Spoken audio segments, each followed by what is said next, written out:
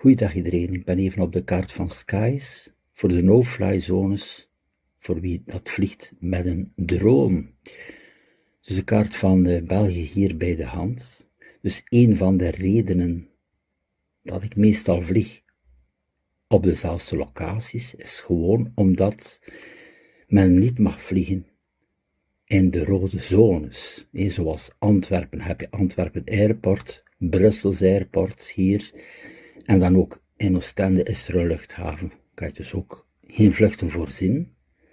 Staat hier ook wel duidelijk aangeduid. Kijk, de status, dus ja, de rode zones staan altijd actief.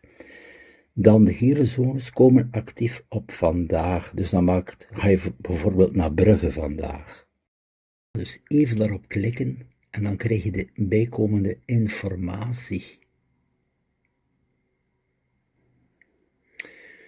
Dus hier heb je het, kom actief op vandaag, UTC-tijd 7:30. Dus normaal gezien is dat voor Nederland momenteel 2 uur bijgerekend, dus dat is dan 9:30. Dan kan je klikken op bijkomende informatie natuurlijk. Zie je hier onder andere staan.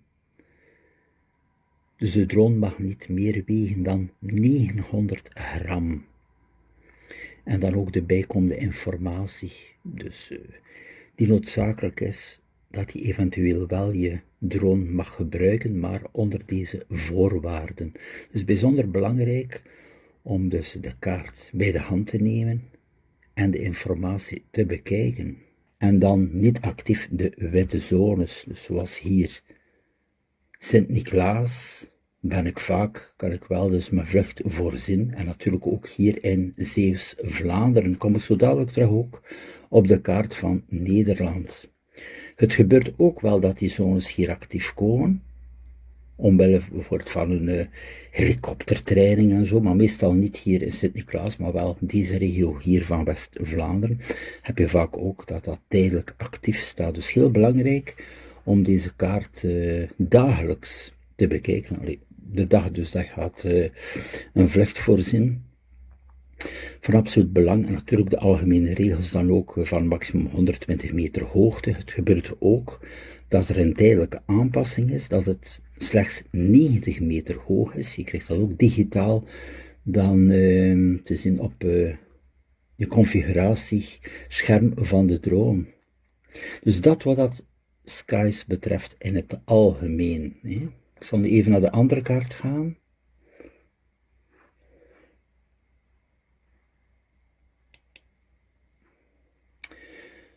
Zo, ik heb even de kaart van Nederland hier bij de hand.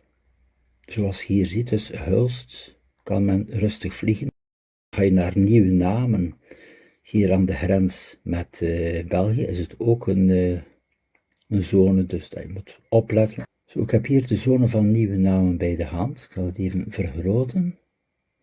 Je ziet hier nieuwe namen, een rode zone. Dus dat betekent totaal geen vluchten voorzien. Natuurlijk is vlakbij Antwerpen ook. Bon, dan voor de rest. Kijk, als je in het gebied bent hier van Terneuzen, hier heb je dus een woonwijk, Othene. Is er dus ook een gedeelte in rode zone. Dat komt omdat er daar een hospitaal is, maar met bediening van helikopters ook. Dus er zijn er ook helikoptervluchten. Dus dat is ook de reden dat men hier dan in deze zone niet mag vliegen. Dan ook verder het industriegebied van Terneuzen. En dan ook hier, de locatie van Sluis, heb je ook wel vaak dat de zone actief staat als no-fly zone. Soms komt het wel dat je er wel mag vliegen. Maar bon, meestal nu de laatste tijd kan je ook niet meer vliegen in de zone hier van Sluis. Dus er blijft te weinig over. Dus je hebt wel hier het open landschap Oostburg-Breskens. Dan deze zone hier is natuurlijk ook wel de reden. Ja, hier kan je nog wat vluchten voorzien. Kan je je hobby uitoefenen, maar voor de rest, het is bijzonder beperkt. Ga je dus verder in Nederland, ja, als je daar een drone aankoopt, zou je hem praktisch niet kunnen gebruiken. Kijk, het is overal hier in Nederland is er iets op de kaart. Ja, de zone van Rotterdam, de grote steden, kan je al sowieso niet vliegen. Dan ook niet de zone van Amsterdam, omwille van de luchthaven en andere zaken. Hè. Dus het is allemaal no-fly zones. Ik zal nog even de kaart wat uitzoomen. Anders staat, je kan het pas zien als je wat inzoomt. Dus ja, nu gaat het nog. Zoals je ziet, je hebt bijzonder weinig locaties om nog vluchten te voorzien.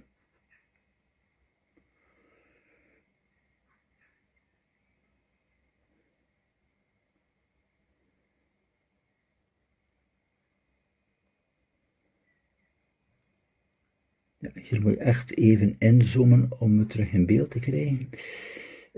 Zoals ziet u ook hier Breda, Eindhoven. Dus ja, een drone aankopen voor iemand die in deze regio woont, voor hobby, die kan hem praktisch niet gebruiken.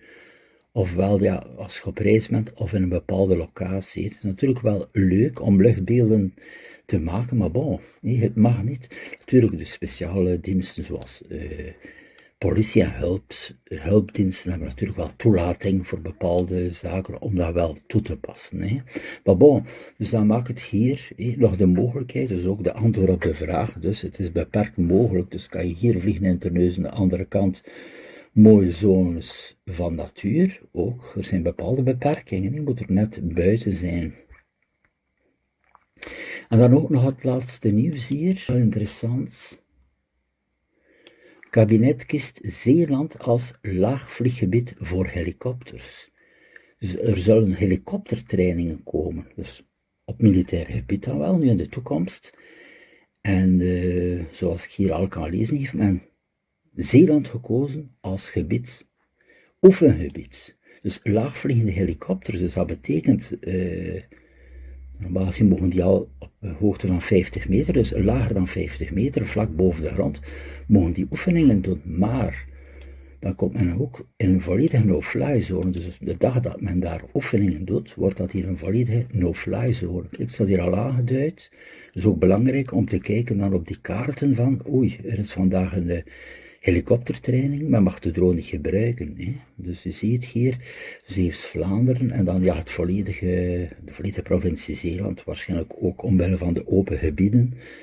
Ook dat er hier geen luchthaven is, laten we zeggen, geen commerciële luchthaven aanwezig is, minder vliegverkeer, heeft men hier de mogelijkheid om meer trainingen te voorzien.